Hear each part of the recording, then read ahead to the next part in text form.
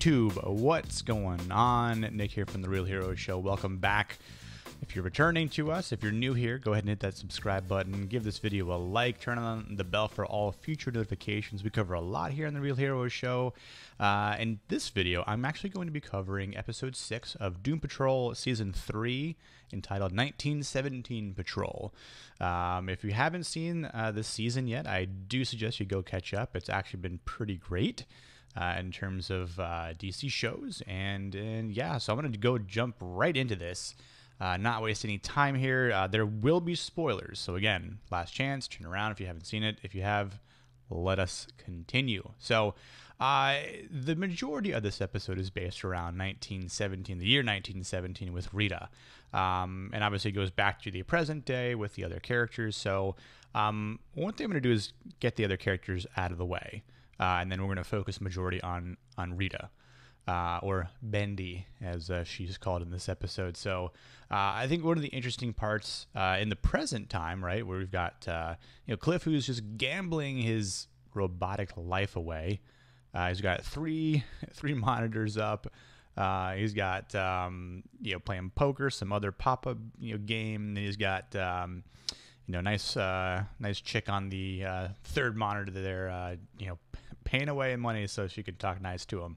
And you kind of feel bad for him because it's like he, at one moment, he realizes he's like addicted to this, and then he turns the chair back around and he keeps getting, he says, F it, and continues his interesting approach to gambling.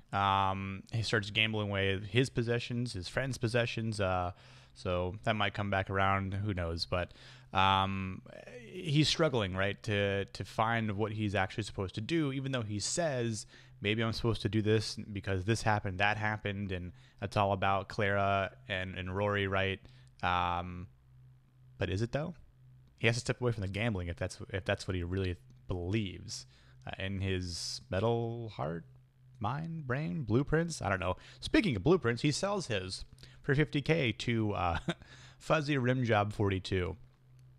That'll be funny, whoever that turns out to be, if we actually see that person or creature, alien. Who knows who it actually is? But anyway, again, I think the interesting part with Cyborg in this episode was him questioning still who he is, right? He's still pondering what he wants to be, who he wants to be. Does he want to be referred to as Victor Stone, or does he want to be referred to as Cyborg?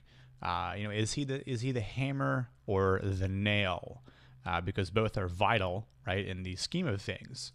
Much as we hear the lines come from his mother and his father in his head as he's replaying them in his own mind. He goes hiking. He finds some other hikers that are taking pictures with him and saying, like, maybe hiking with Cyborg, hashtag, and he finds the tree that his mom spoke about in the afterlife, and he sees all the rocks there, kind of gets a little emotional, and then, I would say has an epiphany, but just comes to a conclusion where he wants to change things, right? So we see him make an appointment with Dr. Chalmers for synthetic skin, and he has to face some interesting questions on the clipboard. About his own skin, about who he is, what does he want to be, who does he hope to be after this synthetic skin is completed, right? So I think it's going to be really interesting to see if he actually goes through with it. I don't think he will. If he does, I don't think it'll last for very long because, as we know, Cyborg is just always Cyborg. And obviously people who know him best will always refer to him as Vic or Victor. But it's in this show that might be slightly different, and that's fine. Not everything is always going to be in line with the comics or other DC movies or animated shows, right? So it'll be interesting. I think out of all the characters in this show, Cyborg definitely has a unique identity crisis compared to the rest. I think Rita's, and especially in this episode, as we learn a little bit more about her. What she goes through. Jane, not too much about Jane in this episode, in my opinion. She's still struggling with the other personalities, and she lets Kay finally go up top as she watches from the underground through like the binoculars. And Kay finds some joy, right? She finds joy riding the bike for the first time, learning how to pedal, learning how to steer, and she gets stopped by a bystander who says, "Whoa, whoa, whoa, whoa! You got to be careful here." And Jane freaks out because Kay Adderley hasn't had much interaction with other people, but she handles it well. And it's Jane's sort of like an overprotective mother, but she talks to the other personalities at one point after Kay returns with the bike and says, I'm trying to do something nice for her, trying to show some other qualities that we have that maybe we should be doing more of. And, Dr. Preparation H, she calls her, kind of disagrees. So it'll be interesting to see what Kay's growth is like, much as well as Jane's. But I think I agree with Jane here in the matter of if Kay gets better, they all get better. And what does a better version of that look like for not just for Kay, but for all the personalities, right? So we'll see how the season turns out as we're about halfway through. Larry's arc has been pretty interesting, right? We see a little bit more about his parasite that inevitably will come out next episode. And yeah, it's so weird because he says son, even though his son looks older. But granted, the 70 years of absence, it makes sense, right? Logic. The interesting part about this is his son's starting to get better. He says, "Don't call me son." And Larry's obviously like, "I'm your father." And his son says that he chose to be with the Bureau, which is inevitably evil. So that's a really interesting thought process there. But and his son gives him the whole bad dad routine. "You were never there for me," blah, blah, blah, blah, blah. But I think the big moment in that conversation, in that scene, was when Larry actually stands up to his son and basically tells him, "Look, I may not have done this, but I was there for you. You're, the game one of the World Series.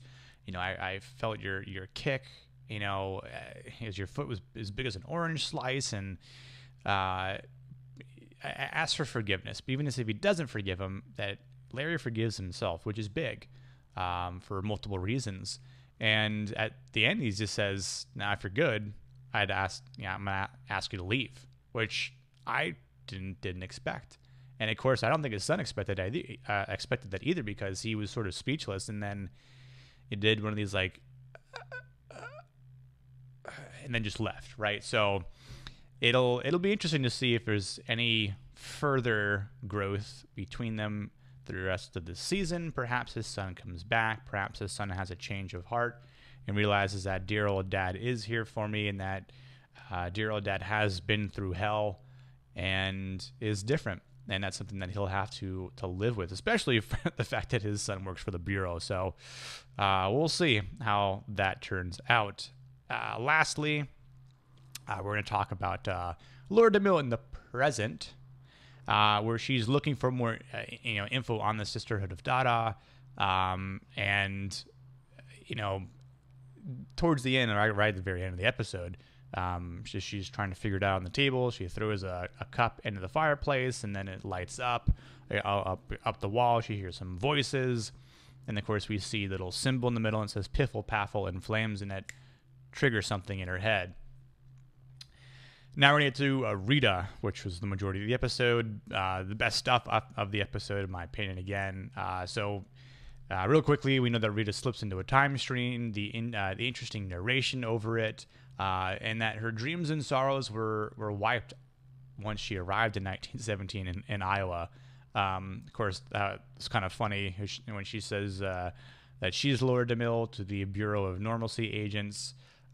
We see the brain, who's off in the distance, trying to get the schematics, drawings of the time travel device, because he wants to use it for his own, for world domination, which doesn't seem to happen in the future, because we know in the future he hasn't completed world domination. So good luck with that, brain. Again, when Laura actually meets, when Rita actually meets the real Laura DeMille, she's dubbed not a weapon because she's Stretch Armstrong, or Mr. Fantastic type meta powers, right? She can stretch. She gets the nickname Bendy, and she meets other metas, which you've already seen from the Sisterhood of Dada episode prior to, right? We know of Shelly, right, who created the fog. We see Malcolm, who's got the scar and the pear in his chest.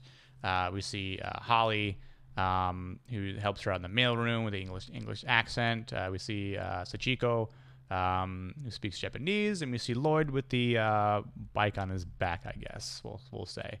So the whole gang's there. We'll learn that the metas don't sit with the agents, right? Some of that early on segregation, as the agents make fun of them and say they're so weird and freaks, which isn't very nice at all.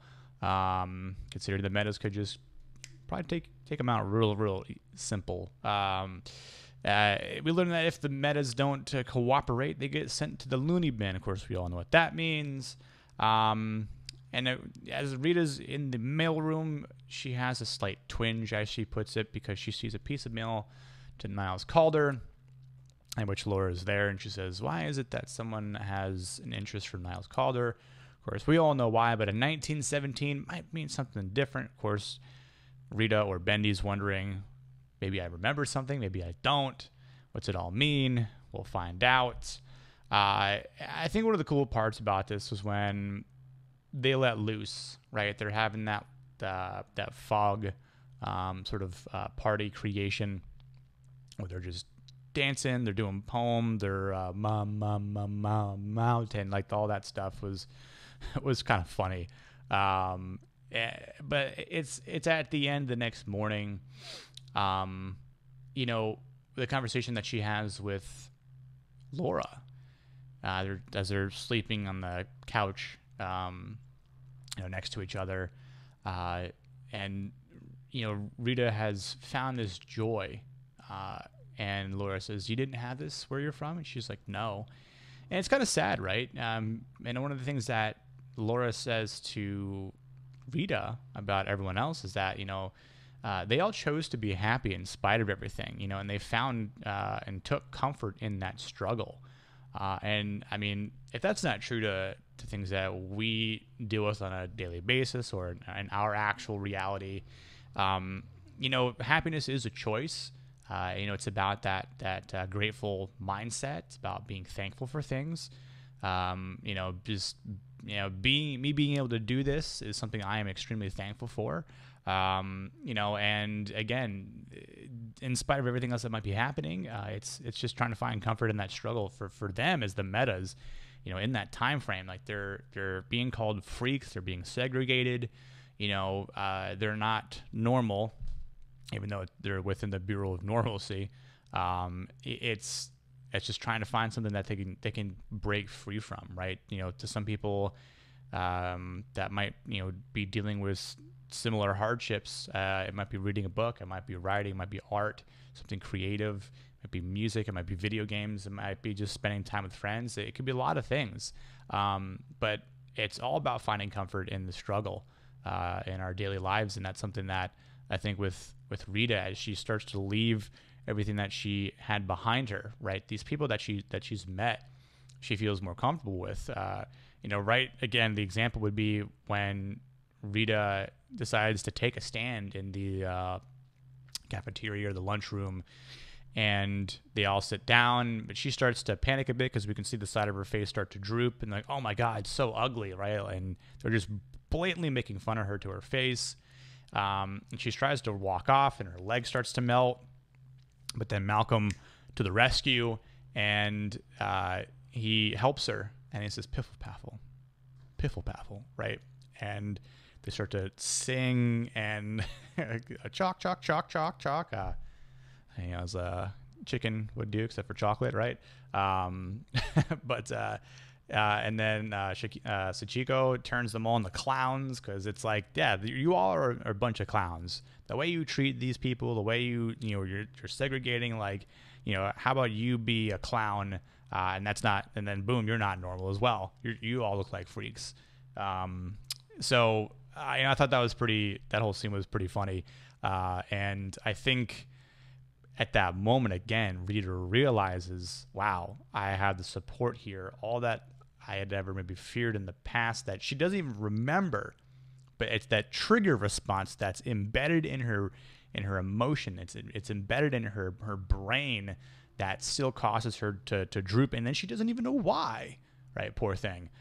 And I think that's something that is good about this season and good about Rita as a character. As even with her memory wipe, there's still something there that's going to trigger her response.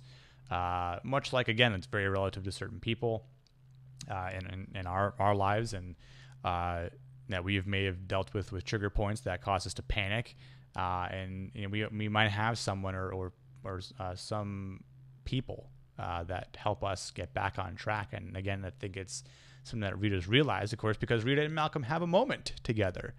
Malcolm makes a little paperclip in the shape of a heart to Rita, and Rita puts it inside his chest to keep it safe. And then Malcolm was so close to getting that kiss, and then someone walked by. I still would have done it. Who cares, right?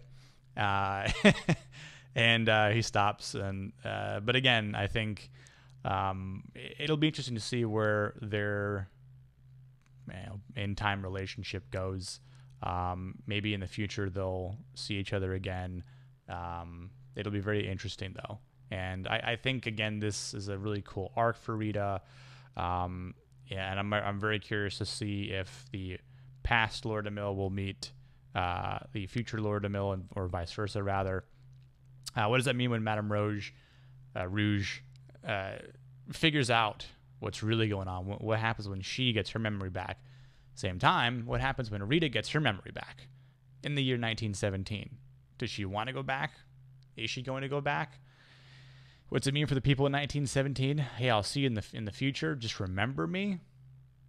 We'll see. It'll be pretty interesting. Again, we're only about halfway through this season of Doom Patrol, so I am looking forward to it. Again, I think this episode was really good. I'd probably, if I had to rate it, maybe give like about a I don't know, maybe look at like a 7.8, maybe an 8, rounded up.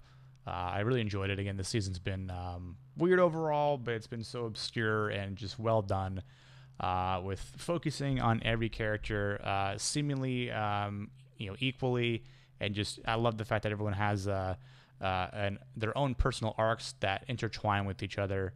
It's something that I wish more that Titans had and just did just better. So what do you guys think? Do you guys like this episode? Do you think the whole Rita going into the past was interesting or boring? Again, the whole 1950s actress, goes to the 1920s, and just kind of lives there for some time. What do you guys think about the other characters, with Cliff, with Cyborg, or Vic, with Jane and Larry? Would you like their arc so far? Leave a comment below. And this video is getting posted today on Wednesday. I know the next episode comes out tomorrow. Sorry for the late post. But I'll be doing that and getting that video out to you sooner this time. So I really appreciate everything. We appreciate the support here on the channel. We've got a lot of stuff coming in the very near future. We've got a review on the Injustice from DC as well. That'll be interesting. We've got Dune coming up. And we've got a live stream coming for that next Monday night, probably around 8 p.m. Eastern. So stay tuned for more information on that. And until next time, I'll see you guys on the next video. Peace out.